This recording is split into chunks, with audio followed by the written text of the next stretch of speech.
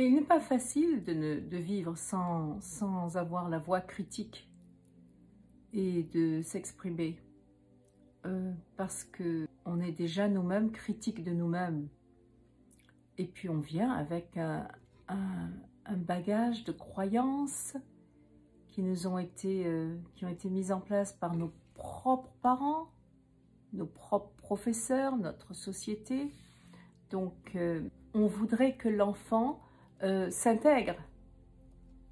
Donc on lui fait un tas de critiques. En fait, très souvent, il suffit juste d'être moins dans la parole. Si l'on peut, au moment où on a envie d'exprimer une critique, il faut pratiquer le contrôle. Revoir ce qu'on est sur le point de dire à cette petite personne qui va absorber cette critique bien plus blessant et bien plus profond que si quelqu'un nous critiquait de la même manière une fois adulte. Puisqu'il n'a pas de filtre et qu'en plus de cela, il n'a pas de jugement et vous êtes sa référence. Là, je discute avec, quand je dis vous êtes, ça peut être un grand-parent, un papa, une maman.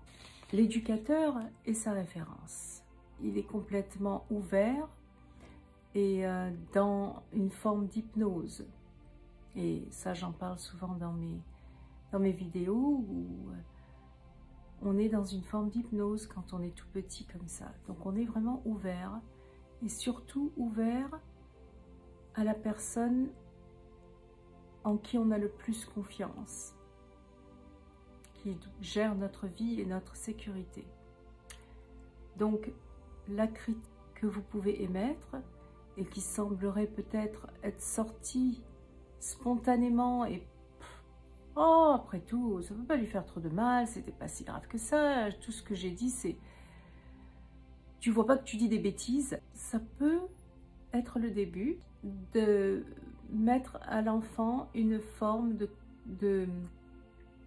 devenir plus conscient de lui-même et de commencer à être timide ou de ne pas vouloir dire les choses parce que tout d'un coup on lui a dit juste tu vois pas que tu dis des bêtises?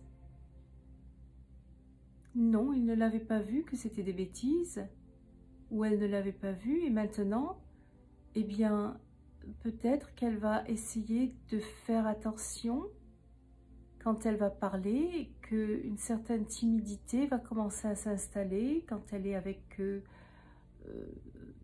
des amis ou à la récré. Voilà.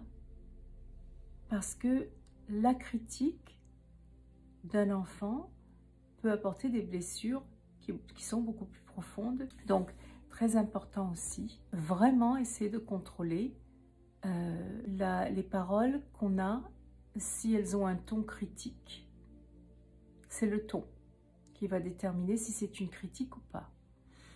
On peut très bien dire « Ah, ben ça alors, mais non, ce sont des bêtises, ça n'existe pas, ne t'en fais pas. » Là, c'est plus pareil que le ton. Mais tu ne vois pas que tu dis des bêtises, pas la même chose.